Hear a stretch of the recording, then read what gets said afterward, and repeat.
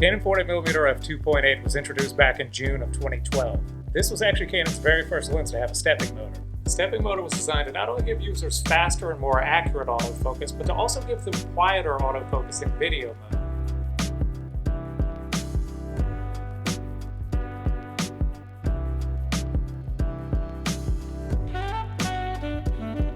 And that's basically what they did. The autofocus on the 40mm f2.8 is pretty much inaudible. It's quiet to the point where not only are you going to not pick it up with the microphone, but like you don't really even hear it in real life. And in terms of the autofocus itself, it does a pretty good job. It's pretty quick and pretty accurate, especially when it comes to face tracking. I've noticed that it locks onto people's faces pretty well and never really lets go. The only times that I have seen a little bit of problems with this lens is with subject tracking, where it'll lock onto the subject in the foreground, kind of drift off to the background for a second, but then come back to the foreground again.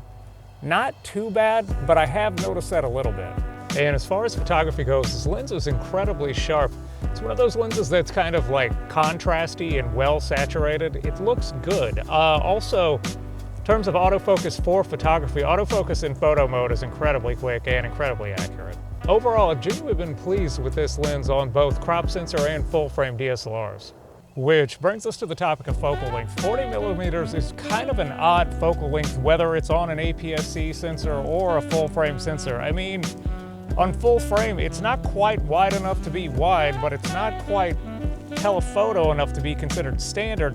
It just kind of falls in a no man's land. And 40mm on a crop sensor camera is roughly about 64mm. Either way, not really a standard focal length.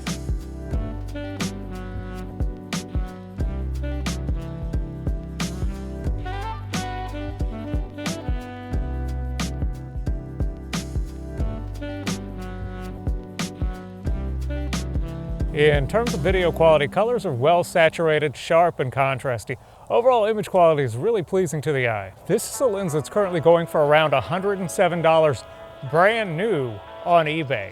We always talk about value for your money. Yes, this lens is a great value. I mean, if you are using a DSLR, whether it's a crop sensor DSLR or a full frame DSLR, at a little over $100, you can't go wrong with this lens. Anyway, I think that's all I've got for today, guys. Thanks for watching. I'll see you again next time.